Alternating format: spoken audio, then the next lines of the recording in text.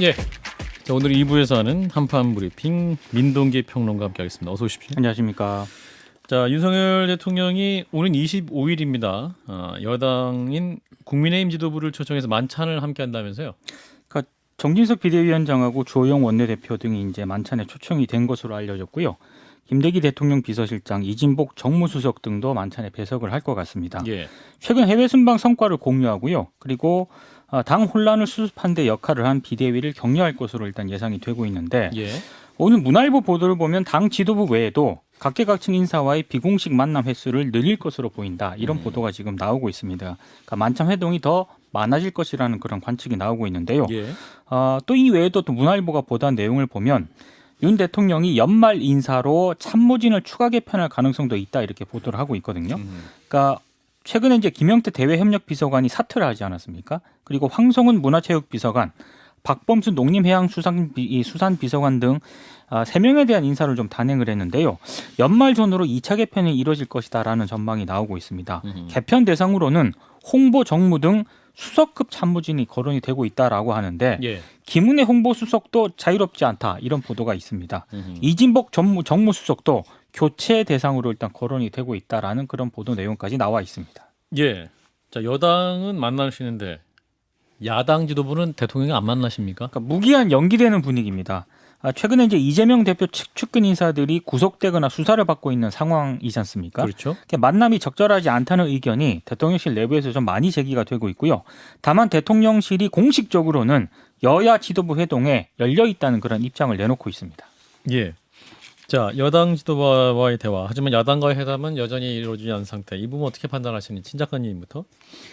뭐 여당은 거기서 무슨 얘기를 하겠습니까? 지금 아마 그다지 뭐 실무적인 얘기, 뭐 자세한 얘기 이런 게 나올 것 같지는 않고 그 전까지 여당 상황을 한번 보세요. 이준석 전 대표 몰아내기를 했잖아요. 무리수를 더 가면서 그 후로 이제 정진석 비대위 체제가 이제 성립이 됐고 예. 그 나름대로 이제 당을 안정화하는 데는 성공한 것 같아요. 예. 당의 리더십 같은 걸 세우는 데는 아마 그 부분을 갖다 격려하는 차원이 아니겠는가. 그래서 당정 간의 화합 내지는 그런 것들을 다시 한번 강조하는 그런 모임이 될 것 같고요. 예. 야당과의 회담은 지금 사실 분위기가 좀 안 좋죠. 이쪽에서는 뭐 독재 정권이라고 규정을 하고 있고 정치 탄압이다, 정치 보복이다라고 규정하고 있는 상태 속에서. 예. 근데 그럼에도 불구하고 그 영수 회담 형태는 아니다 하더라도 지금 야당 대표하고 그러니까 그 이재명 대표하고 그다음에 여당 비대위원장하고 대통령이 같이 만나는 자리 정도는 가능하지 않을까 싶어요. 자, 김 소장님.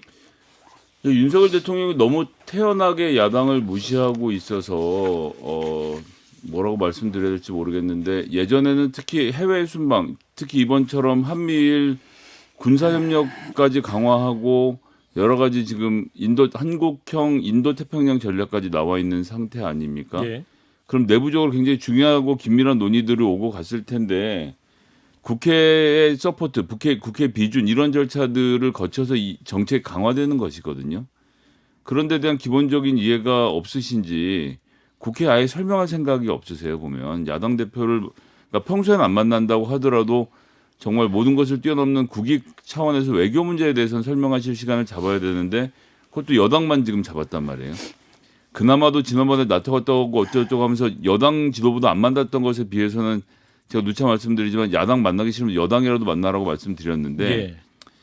예, 일단 여당이라도 만나셨으니까 다행이라고 하겠습니다. 그러니까 의제화를 그렇게 했어야 되는 겁니다. 그러니까 그 야당 탓도 있는 게 의제화한 게 뭡니까? 그 녹음 테이프 그거 의제화했잖아요. 그 다음에 이번에는 사진 촬영 해가지고 조명을 사용했느냐 안 했느니, 그 다음에 영부인이 뭐 제스처를 어떻게 했다느니 안 했다느니 여기 다 가 있거든요. 사실 대통령이 가가지고 설명을 해야 됩니다. 방문 성과가 이렇게 됐고, 그 다음에 기존의 정부에서 이러이러한 외교 노선인데 우리가 이러이러한 변화를 줬고 이렇게 가고 있습니다라는 설명을 잘 있어야 되고 야당에서도 그걸 요구해야 돼. 그걸 설명을 요구해야 됩니다.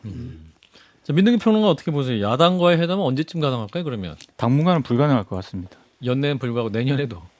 그러니까 정치 일정 자체가 예. 지금 뭐 야당과의 관계만 불편한 게 아니고 언론과의 전선도 지금 넓어지고 있는 그런 분위기잖아요. 예. 그러니까 이런 것들을 감안했을 때 뭔가 회동을 한다는 것 자체가 이런 부분들에 대해서 해명을 해야 되거나 입장을 그렇죠. 밝혀야 된다는 그런 자리가 될 가능성이 높은데 예. 그런 자리를 굳이 대통령이 만들고 싶어 하지는 않을 것 같습니다. 그렇군요. 근데 경제 위기 상황이지 않습니까 지금? 그라고 한다면 야당 측에서 요구를 해야 되거든요. 이런 의제에 대해서 정부는 어떤 생각을 갖고 있는지 얘기 듣고 예. 싶다라든지 그렇게 아주 구체적으로 제안해서 구체적으로 얘기를 듣고 싶다라고 제안을 좀 할 필요도 있을 것 같아요.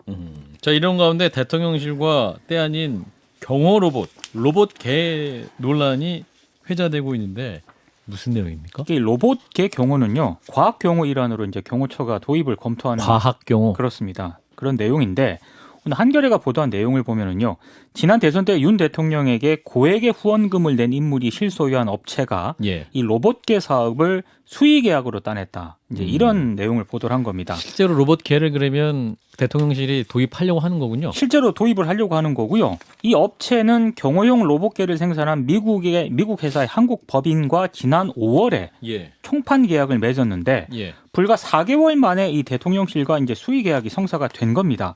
그래서 한겨레가 제기한 의혹은 대통령 부부와의 사적 관계가 이 계약에 영향을 미친 것 아니냐 이런 내용인데요. 지난 9월 27일 경호처가 이 해당 업체와 3개월간 로봇계 임차 계약을 맺었고요.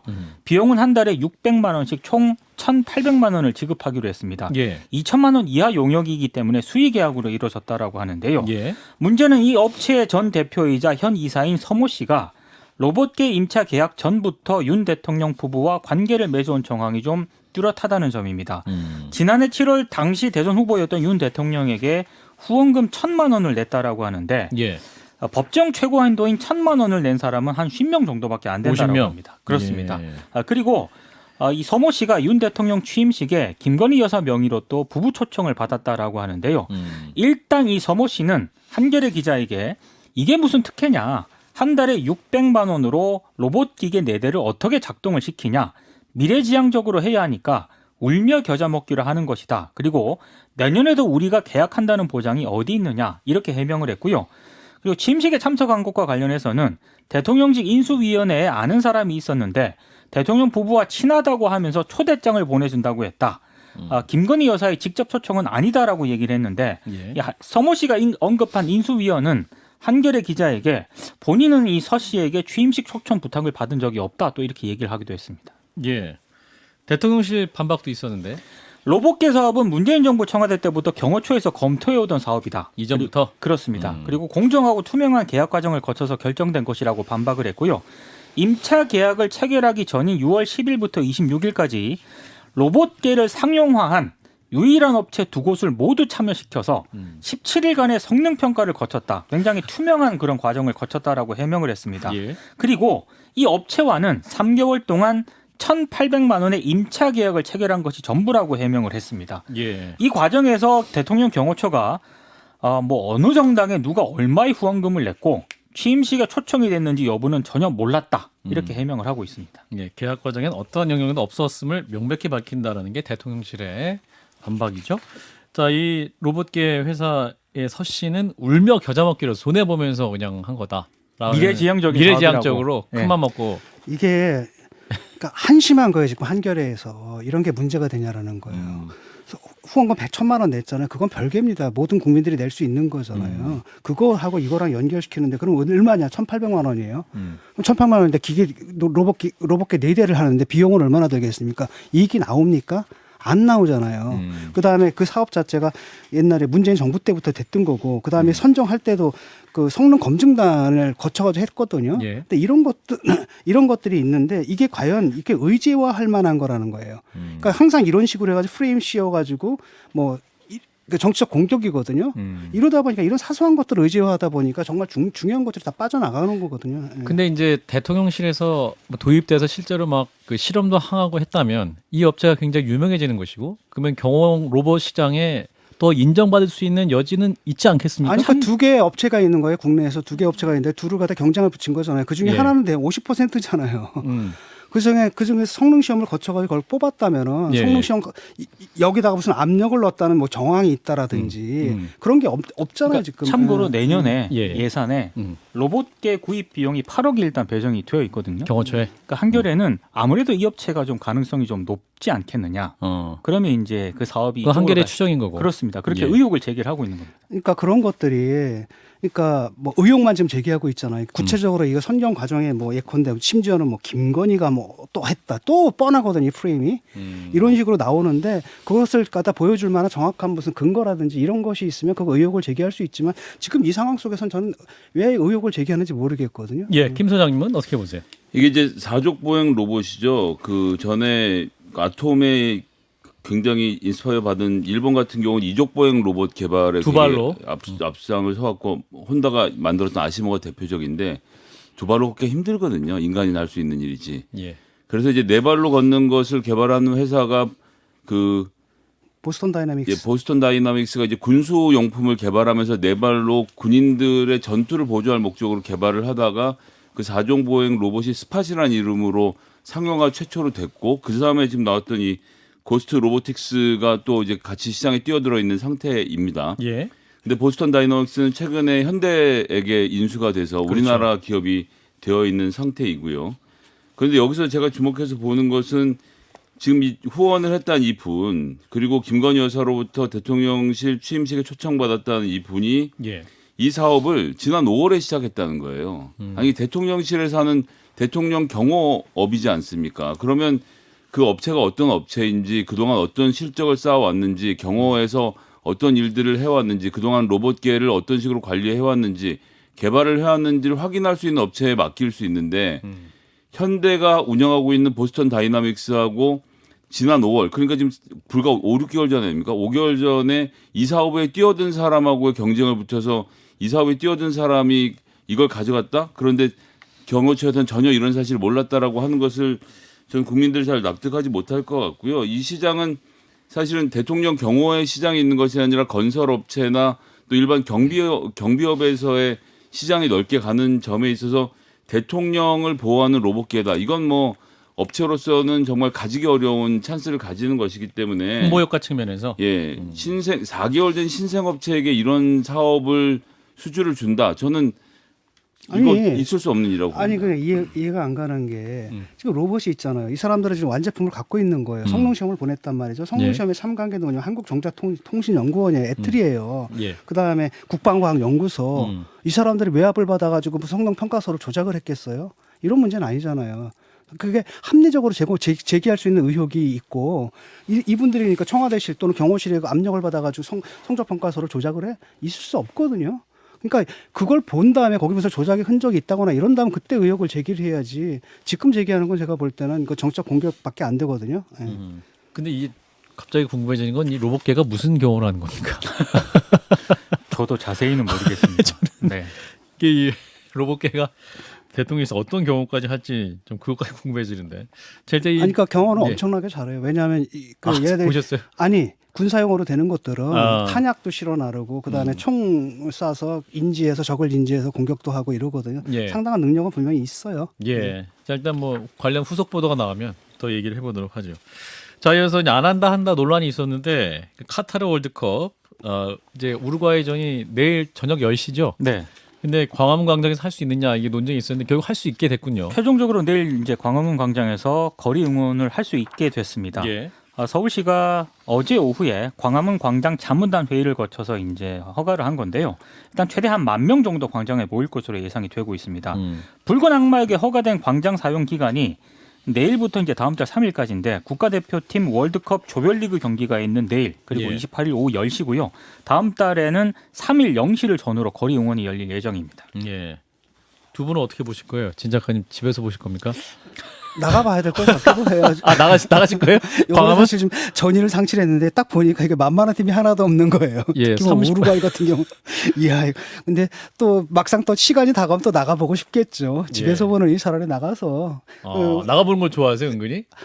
그 분위기라는 게 있잖아요. 아, 역시. 예, 벤투 아니, 뭐 감독이 손흥민 선수가 우루과이 첫 경기에 출전 가능하다라고 이렇게 좀 속보가 들어왔어요. 가면 쓰고 가면 나오겠죠. 쓰고. 예. 자, 김 소장님 어디서 보십니까? 아 저는 비밀입니까? 아니요 뭐 비밀일 건 없는데요. 예, 정말 죄송하게도 그 시간에 방송을 하고 있을 야 중계 방송 아니죠? 방송에서 월드컵 얘기하고 있겠습니다. 예. 중계 방송 아니고. 아니, 그러니까 이태원 참사 후유증도 있어서 반대 목소리 있지 않았습니까? 그렇습니다. 근데 예, 저는 그럼에도 불구하고 삶은 계속되어야 된다고 생각을 해요. 그리고 그 추모의 감정 이런 것들을 이렇게 강요하는 거 있지 않습니까? 이렇게 억압적으로 강요하고 예. 어떤 뭐 공연도 취소하고 뭐 이렇게 만드는 거. 그러니까 만약에 본인이 느껴가지고 아 나는 지금 내가 이 추모의 감정이 너무 커가지고 공연을 갖다 내 마음상 할 수 없다라고 하는 경우가 아니라고 한다면 예. 또 사회적인 눈치나 압력 이런 걸 받아가지고 취소하고 이런 일은 없었으면 좋겠습니다. 어쨌거나 지금 응원하는데 더 많은 비용이 들게 됐잖아요. 진행자도 더 많이 들어오고 공무원도 더 많이 필요하게 되고. 근데 이게 사실 정상적인 사회로 가는 거죠. 옛날에 그냥 그렇죠. 위태위태해도 알아서 하겠거니 했던 것들이 조금씩 규칙으로 정해지고 있는 상태고 이다음번에 이제 지하철이 저렇게 사람 많이 타는 거 어떻게 할 것이냐에 대한 또 논의가로 벌어지는 것처럼 하나씩 정비가 되어 가는 과정이라고 생각해서요. 길거리 응원합니다. 이번에 어떻게 변했는지 한번 그것도 한번 볼 필요가 있을 것 같아요. 예. 경비라든지. 그래서 이런 어떤 조치를 지금 추가로 취하고 있습니까? 일단 현장에 서울시가 종합 상황실을 두고 이제 경찰 소방과 안전을 위한 행정적 지원에 나선다고 밝혔는데요. 예. 일단 거리 응원이 이루어지는 시간대 광화문 광장과 인접한 서울 세종문화회관 쪽 버스 정류소 2곳 있지 않습니까? 예. 임시 폐쇄하고요. 그리고 뭐 24일과 28일 경기는 오후 6시부터 12시까지, 다음 달 3일 경기는 전날 오후 8시부터 다음 날 2시까지 예. 해당 정류소를 경유하는 22개 버스 노선 모두 무정차 통과할 예정입니다. 예. 그리고 지하철 5호선이 이제 좀 문제인데 광화문역. 그렇습니다. 승강장 혼잡 수준을 모니터링해서요. 필요하면 또 무정차 통과시킬 예정이라고 합니다. 그리고 경기가 끝나는 시간에 맞춰서 지하철, 버스 등 대중교통을 증편하고요. 막차 시간을 연장할 예정인데 일단 안전요원 있지 않습니까? 예. 역사의 안전요원을 지금 12명인데 53명으로 4배로 늘릴 계획이고 예. 또 서울시 등에서 안전관리 직원도 276명이 투입될 예정이고요. 경찰도 기동대와 경찰 특공대 등 600명 가량을 배치할 예정입니다. 예. 그 막차 시간이 기존은 1시였는데 새벽 3시까지 2시간 그렇습니다. 연장돼서 네. 운영하니까 참고하시기 바라겠습니다. 아까 그 금융 투자 소득세 얘기를 했는데요. 그 얘기를 좀 잠깐 해보겠습니다. 민주당 최대 의원 모임인 더 좋은 미래에서 이제 99%의 개미 투자자를 위한 증권거래소 인하 폐지하고 금투세는 예정대로 시행한다 이런 주장하고 있는데 당내 파열음입니까? 그러니까 이게 지도부하고는 좀 다른 목소리를 내긴 냈는데요. 예. 이게 원래 여야가 2020년 세법 개정에 합의를 하면서 내년에 이제 금투세를 시행을 하기로 했습니다. 예. 근데 최근에 정부 여당이 주식시장 침체를 이유로 시행을 2025년까지 2년 동안 유예해야 한다 이렇게 주장을 하면서 지금 민주당이 반대를 하고 있는데요. 일단 민주당이 수정안을 내긴 했습니다. 정부가 증권거래세율을 현재 0.23%에서 0.15%로 인하하고 양도소득세 대주주 과세 기준을 종목당 10억에서 100억으로 완화한다는 계획을 만약에 철회를 하면 2년 유예에 힘을 싣겠다 이렇게 제안을 했는데 이걸 지금 정부가 거부한 그런 상태거든요. 예. 민주당 내에 그 더 좋은 미래 소속 의원들은 정부 여당이 연간 투자소득 5천만 원을 넘는 소수에게 부과하는 금투세는 유예하면서 개미 투자자들에게 걷는 증권거래세 인하에는 소극적인데 이건 사실상의 초부자 감세다. 그리고 1%의 초부자 감세를 위해 99% 개미 투자자의 세부담을 다시 늘리는 것은 부당하다. 이런 목소리를 내고 있습니다. 예. 자, 이 부분에 대한 의견, 당내 의견 표출이네요. 저는 아주 정상적인 상황이라고 봐요. 그러니까 예. 한편으로는 원칙론이 있는 거죠. 원칙대로 가야 된다는 거고 또 다른 한편은 지금 상황을 보니까 이걸 밀어붙였다가는 아무래도 이제 정치적으로 좀 불리할 것 같다는 그 당 지도부의 판단도 있는 것 같은데 예. 둘 다 저는 일리가 있다고 보고 이런 목소리가 나오는 게 오랜만에 민주당 상당히 건강한 모습을 좀 보여주는 것 같아요. 저는 그 긍정적이다. 원칙론에 힘을 싣겠습니다. 그게 맞습니다. 지금. 김 소장님.